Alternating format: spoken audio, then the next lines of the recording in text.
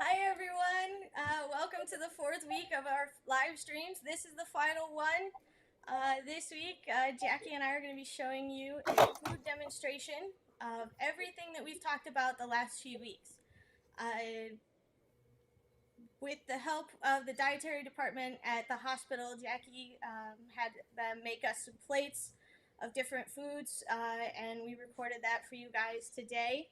Um, Let's see.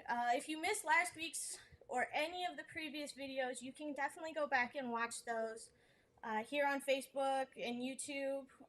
There will be a playlist that has everything laid out on YouTube from the beginning to the end. Welcome, Jackie. Uh, Hey, Kat. let's talk about before we start this video what everybody's gonna see.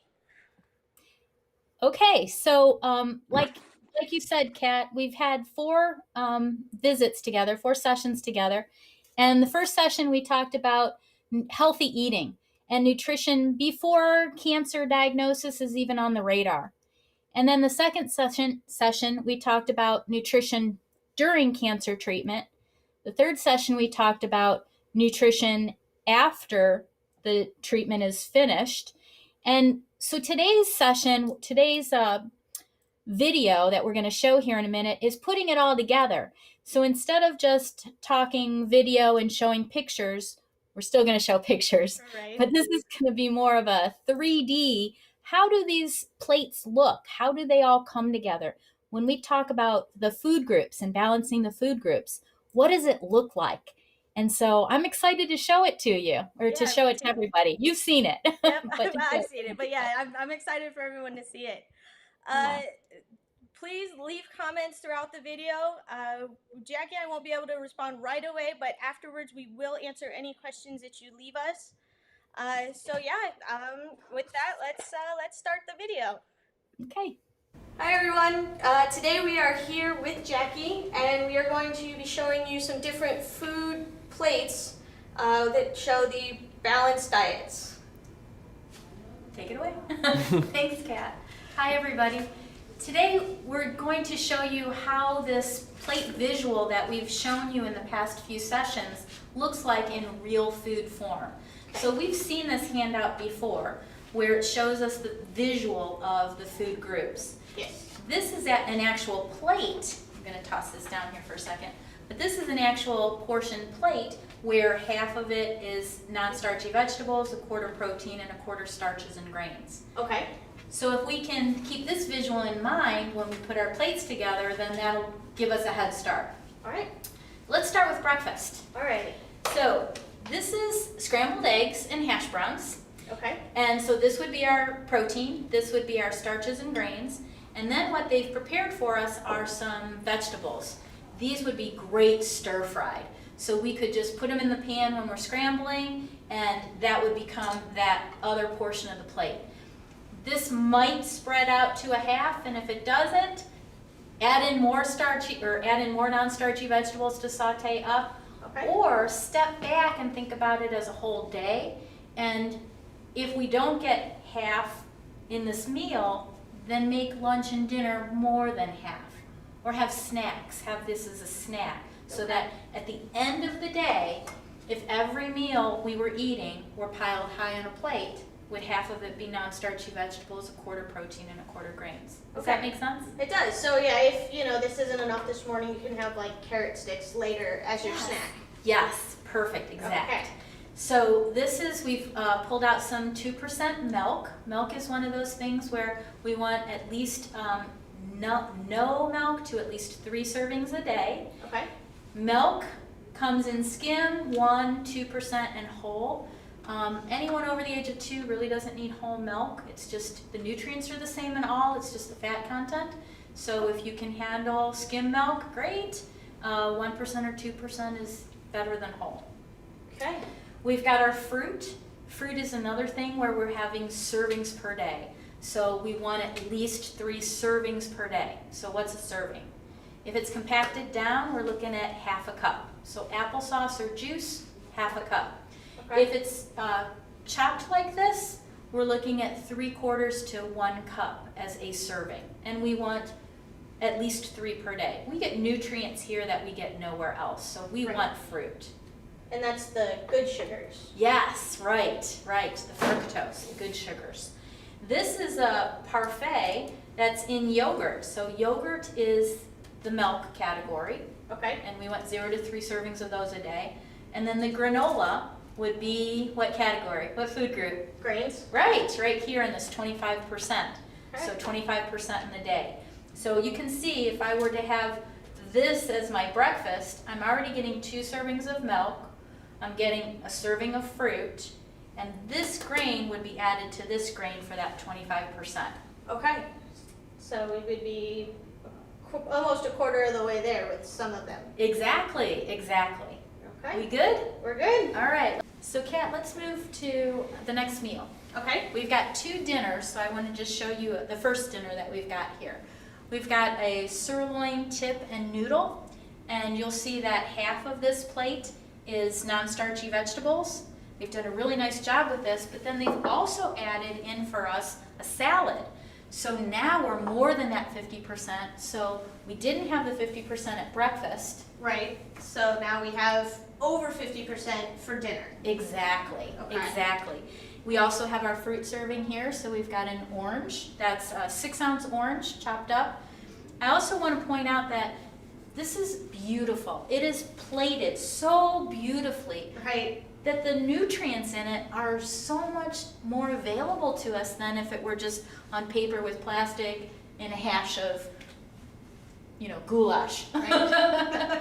Goulash is not bad. Don't misread No. this, but it's just a beautiful, beautiful plate. Right. The colors and everything, draws your eyes more to it, makes it more appealing to eat. Yes, exactly. We also have some dressings here. We've got some fat-free ranch, some fat-free Italian, some Caesar, and some balsamic vinaigrette. Okay. So really what you're looking at for the dressings here, these proportions are way too large. Yes. For every 2 cups of salad, we're looking for a tablespoon of dressing. Right. That's where everybody usually goes over with salad. Yes. The dressings. Yes. And then it's swimming in it but the formula that you eventually want to get to in a healthy diet for all of us is for every 2 cups of greens, we want 1 tablespoon of dressing. And it really doesn't matter what kind of dressing. Your choice. So a way to avoid, drowning your salad, is it to put it like on the side and then dip your salad in it? Is that a better way to go about it than to just, slather it all on top of your salad? Some people do that. If you're gonna do that, then I always, make the salad the first thing that my taste buds taste. So Okay. if you're gonna dip the fork into the dressing and then here, you're still gonna taste salad first Right. until you get to the dressing. So maybe it's salad and then dip it into the dressing in a pool on your plate and Okay. then put it in. But honestly, what I find is once you recognize that salad has its own flavor, Mm-hmm. and it's a good flavor, Right. 1 tablespoon to 2 cups is really plenty. Okay. So, and if you're traveling to work with it, if you put the 1 tablespoon on in a container, by the time you get there, it's already tossed and ready, and it's on everything anyway. Oh, good to go. Yeah. So, any questions in here? No, seems good. Let's go to our second dinner plate. Okay. Our second dinner plate here is now fish, and carrots, non-starchy vegetables, and rice, another starch and grain. So this one looks like our green plate, with it's kind of divided there. Yes, right. And so we've got, on this plate, we have more half as the protein instead of a quarter. And this is definitely a quarter, and this could be doubled. So Okay. this also, if I can reach back here, this dinner, let's just add a salad to it, and now this is a perfect portion. There we go. If we were to look at this dinner, bananas that we buy in the store typically are 2 servings. A serving of a banana is about 4 ounces. Okay. And bananas we buy in the store are about 6 to 8. I don't think we'd find anybody that would be willing to buy 4-ounce bananas today. No, probably not. So if we do this, this is going to be 2 of our servings, or Okay.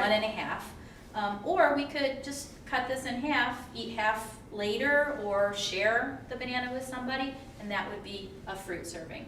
Okay. This is our angel food cake. So it provides a sweet without any extra sugar. This fruit, these blueberries, are beautiful. They make this plate look beautiful. Right. But it's not a fruit serving, and that's okay. No, but it, you know, it draws your eye and it makes it more appealing to eat. Yeah, and it's bonus fruit, not fruit serving. And if we want something added to this, you could pour a little heavy cream in the bottom, part of the milk serving if you wanted, or just have this as is. Okay. So right now, if we're back to that green plate, we've got our half non-starchy vegetables, we've got our protein and our starches, and our fruit. Another beautiful plate. Awesome. Looks good. Let's go to lunch. Okay. This is our lunch option. Now, we've added in some beautiful green beans from the hospital garden that have been roasted or sauteed. They're just beautiful. Right. So there's that half of the plate, and you don't always have to serve it on the same plate. A lot of it is just a gut feel.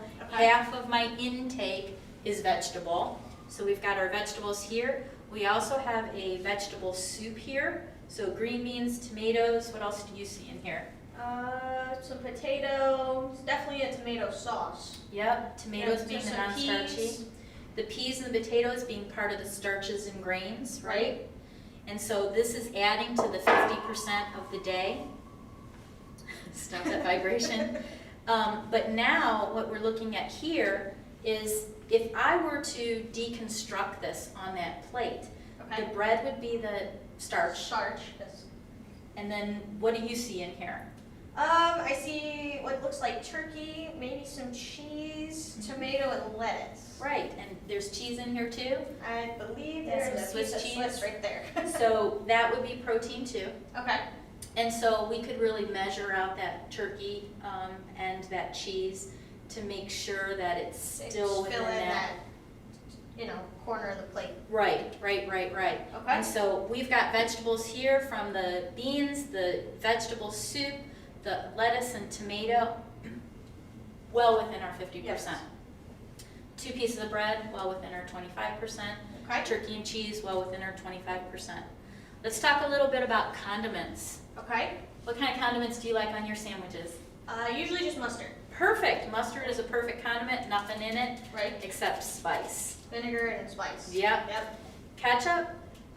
Some of these ketchups have some high fructose corn syrup. I would encourage people to, at home at least, get the non-fructose Okay. added.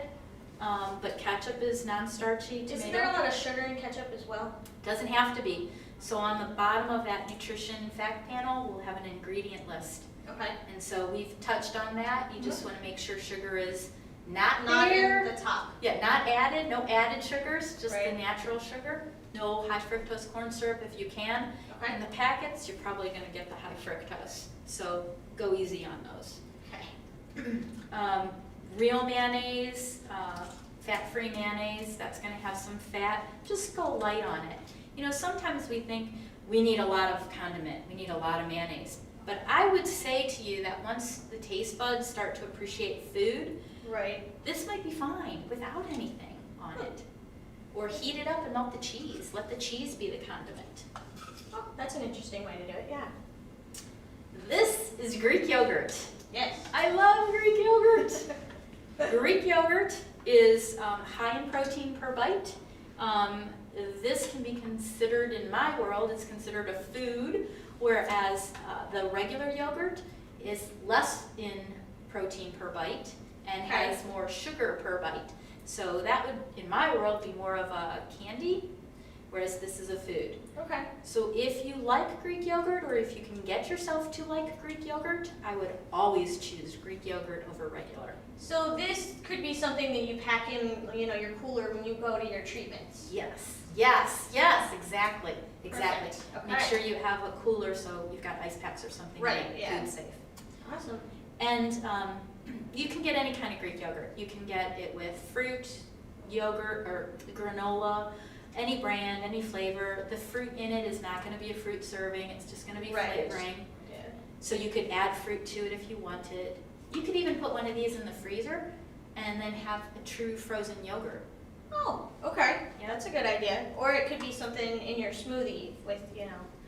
So we talked, during cancer treatment, that segment about the Ensures. Could that be something you mix with Greek yogurt to help Yes. add more protein into your diet? Yes, absolutely. Okay. Yep. You're on it. You're going to take over my job at some point. No. So now if we just recap all of this, and I know we have to pull one of these dinners out if we look at 3 meals, snacks are always optional. But a lot of times when we eat balanced food groups like this, we're not even looking for snacks. Okay. In cancer treatment though, because sometimes we don't feel like eating, sometimes you might want to take a meal like this and spread it out over 2 meals, or 2 eating events, I should say. Okay. So like you could eat your sandwich at one time and then eat the soup a little bit later. Right, or even half a sandwich and half a soup. Okay. Just half this and eat it at 2 separate times. Okay. And they could do the same thing with any of those meals. But when we look at these like 3 meals, and we'll just pick this meal, and this meal, again, if it were piled high on this plate, would we be getting half of it non-starchy, quarter protein, quarter starches and grains? Make sure you don't get over the 3 servings of milk. Okay. From yogurt, milk, ice cream. A Perfect. serving of ice cream is half a cup, by the way. Okay. Not much. That seems like less than we normally eat when we Yeah. eat ice cream. Yeah. But from a health standpoint, it's half a cup. And if we're looking at these 3, we've got 1.5 servings here, 1 serving of the oranges, 1 serving of the breakfast fruit. So we're at our 3 servings of fruit. Okay. Yeah, and that's a perfect day. Awesome. Looks good. So, all right. Well, thanks for showing us all this, food laid out so that we can see it, on the plate instead of just, here on the paper. My pleasure. All right. Always a pleasure to share food. Thanks. And thank you. All right, we're back. Thank you, Jackie, for doing that video with me. It was a lot of great information. If anyone has any questions who is watching, please leave those in the comments below. We will definitely address those. But I had some questions come up on my own. When we talked about the condiments, we talked about mayo, but there's always the, mayo versus Miracle Whip debate. Oh, yeah. Yeah, So, there is. What is that in terms of like nutrition? So they're actually similar in use, but they're not a similar product in that mayonnaise is mayonnaise. Mayonnaise is oil. Actually, it's eggs that have been, the term is emulsified, or the oil is emulsified with the eggs, but it's really just an egg oil kind of mixture that comes up with that whip. Whereas Miracle Whip is an actual salad dressing. So while the ingredients are similar, they're actually not the same product. One's a salad dressing, one's a mayonnaise.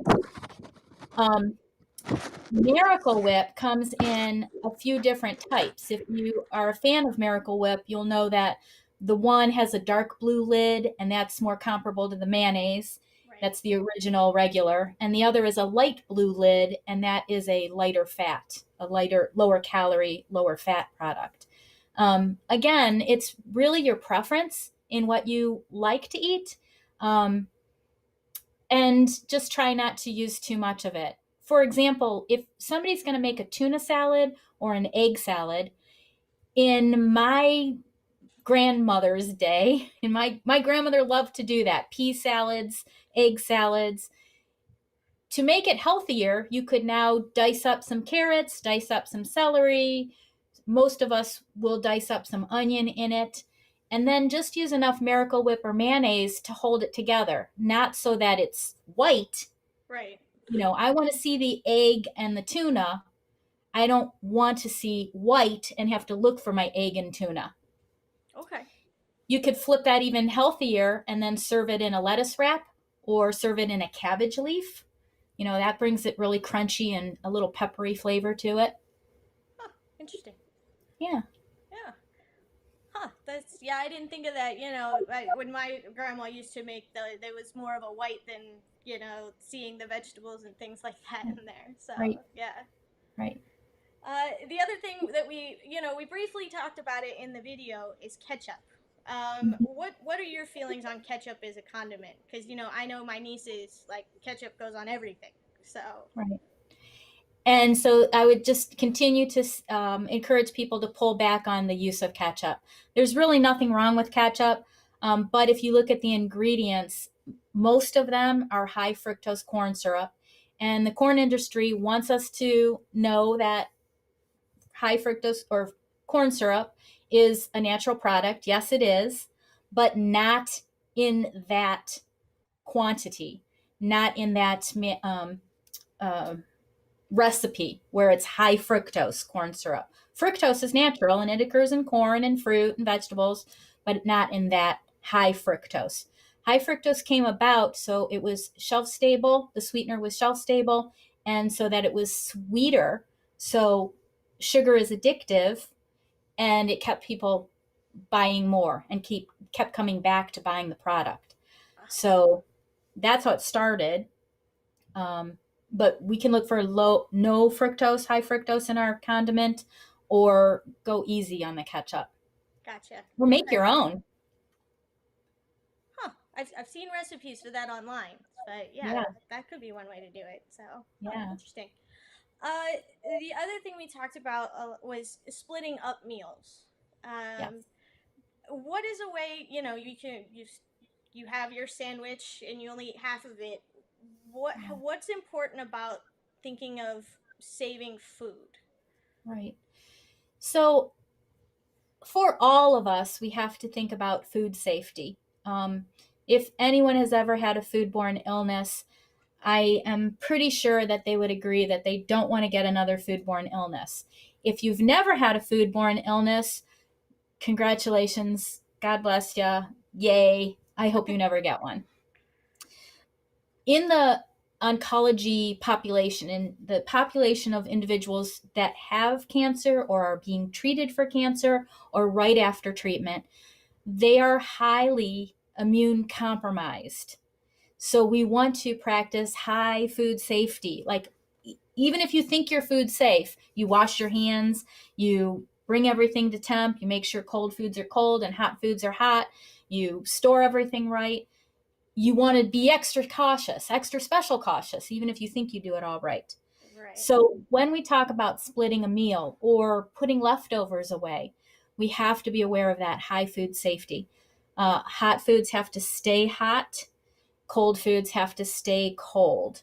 The USDA has a great, on their website, they've got a great page that will give food temperatures, safe food temperatures. Like if you're cooking pork, what do you cook it to? If you're cooking chicken, what do you cook it to? If you're heating up leftovers, what are you cooking it to? I encourage everybody to have a food thermometer and use it, to Right. have a refrigerator thermometer. Refrigerators should be between 33, 32 and a half, and 40. The freezer should be 0 or below, and have those thermometers. If you're packing meals to go to treatment, then make sure you're packing it in a bag or a cooler bag or a lunchbox, an insulated lunchbox with ice packs. Okay. And make sure those ice packs are fully frozen so that you get the full hours of use out of that lunch pack. If you are ever in doubt, throw it out. For instance, you go out to eat at a restaurant, you can't eat everything or you have them split it. They put it in a bag for you. You think you're going right home, but you don't. Right. And or you forget it in the back seat of the car and you remember it the next morning, throw it out. It's not worth it. Right. Yeah, Yeah, you don't want to risk, especially if you're immune compromised. You don't want to risk getting any sort of right, added illness on top of right. that. And I do want to talk just a little bit more about leftovers. Like after you prepare a meal, serve yourself and then put the food away. Don't think that you're going to get back to it, because if you get tired or if you get distracted and you don't get back to it, then we might have passed those. You want to refrigerate foods within an hour of Okay. when they've been served. Um, if you're taking hot foods to lunch, you want to put them in insulated thermoses, cold foods. If you have soft foods that you're putting away, like rice or a casserole, you want to make sure it cools in a shallow container so the heat dissipates.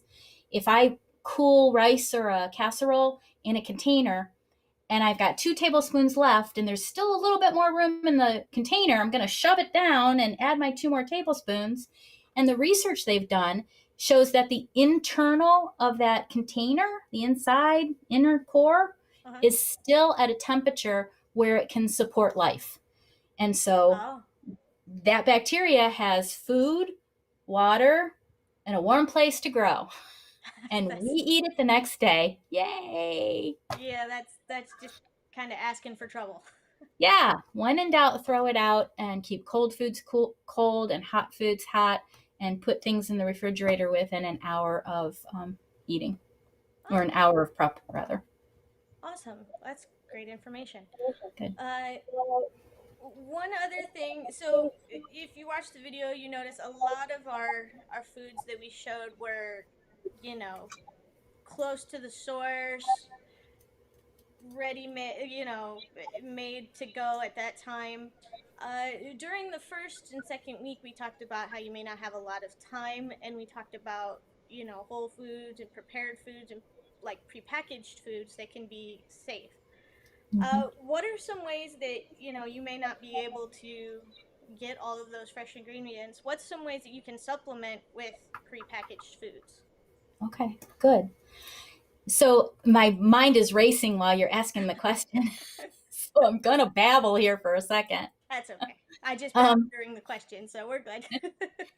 I want to encourage everyone that frozen vegetables are sometimes even healthier than fresh. And here's why I'm saying this. Many times vegetables are flash frozen in the field. So they are actually picked at their peak of ripeness. I sound like a commercial now. They're picked at their peak of ripeness and they're flash frozen and put in the bag and shipped to your local grocer. Right. So sometimes that's even fresher or has more nutrients than those vegetables that are picked early so that they can ripen on the transport timeline.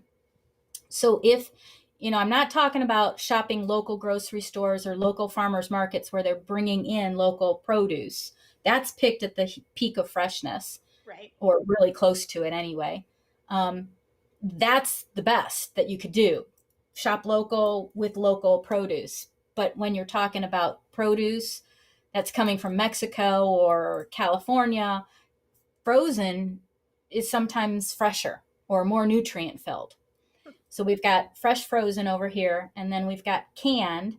And, go for, if you can, lower sodium or no sodium so you can add it to taste. Many people will take that sodium can and rinse it. But the best way to remove the most sodium is to soak it so that the sodium pulls out of the product. Yeah. Yeah. So rinsing it will get the sodium off the surface, but soaking it will pull it out of whatever it is. But I want to fully answer the question, and that was, how do we make these packaged foods healthier? I have absolutely no problem with frozen foods, like the frozen meals, the Banquet, the Lean Cuisine, the Stouffer's. Look for low sodium, or as low as sodium as you can get, and always add a non-starchy vegetable. Okay. Use a fruit for dessert. Those products, we've come to use them as the full meal, and I want to encourage people to use them as the base. Okay. They can't put enough vegetables in those packs. They just can't, and it's not looking like half of the plate. So get one of those steamable packs where you can steam it in the microwave and use that as your vegetable serving, or go to the produce and get the salads in a bag. Uh-huh. Use that as your vegetable. Add a fruit, and you're good to go. Okay, so like. And then you mentioned Greek yogurt. What? Right? The Greek yogurt, yeah. Yeah. So if you're making something like Hamburger Helper, like a way to do that would be put some vegetables in with what you're cooking. Yes. Yes, yes, yes. If you look at the Hamburger Helper or the Tuna Helper boxes, um, off the top of my head, I'm thinking it's four servings. You're supposed to serve a family a fourth of it each person. Remember, a serving is just product information for the nutrition fact panel. It's not healthy or unhealthy, because your 6'5" husband is not going to eat the same serving as your 4-year-old daughter, right? Right. So it's just product information. So you can extend that Hamburger Helper or Tuna Helper by maybe adding 2 cans of tuna, adding a can of, a frozen bag of green beans, serving it with a side salad. The seasonings then that are in that pack will go through all of it. And now you've got more volume Right. to maybe use it as leftovers or lunch the next day. Oh, perfect. Yeah, and then you'd also probably be bringing the sodium level down per person as well. Per volume, per amount. Yeah, per Yeah, serving. right. And if you think about the end product, Hamburger Helper and Tuna Helper, they've marketed that as that's the dinner. But I would challenge people to think first, what's my vegetable? And then use starches and grains as condiments. So could I serve broccoli on the bottom of my plate and use just a scoop of Hamburger Helper or Tuna Helper as the sauce to that broccoli or green bean? Interesting. Yeah. Yeah, those sound like great ideas. Yeah. It doesn't look like we have any questions. But as people watch this, definitely leave the questions in the comments. We will answer them. This may be our last week, but we won't leave you hanging. We will leave any questions you send us. We will answer them. We will get back to you on them. Yes. Uh, I want to say thank you so much, Jackie, for doing this with me. It's been fun. I've learned a lot from you, and all of this is just it's been great. So thank you and for all of this. Kat, it's been fun. Thank you again. Thanks for having me. Thanks for having nutrition services as part of the whole oncology and cancer treatment discussion. It is so important, and we are honored to help you highlight that.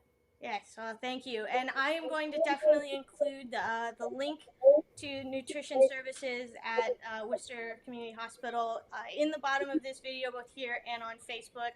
So if you have any questions and you want to reach out to Jackie or any of the other registered dietitians, they can get the information from the comments below. But yes, thank you so much. This has been great. Thanks. So I will. I'm I gonna let love you you. go. And if I find out anybody has any more questions, I'll definitely reach out to you. Okay. Thanks, Kat. Bye. Thank Bye, you. everybody. All right. Thank you, everybody, for tuning in these last 4 weeks. This has been a lot of fun. We've learned a lot of information. Please go back and watch all of the videos on Facebook or YouTube. YouTube, they're conveniently in a playlist, so you can pause them and get all the information you need. If you have any questions after this, you can send them to Wits End's email address, which is witsendcommunityplace@gmail.com. And thank you all so much. We'll see you next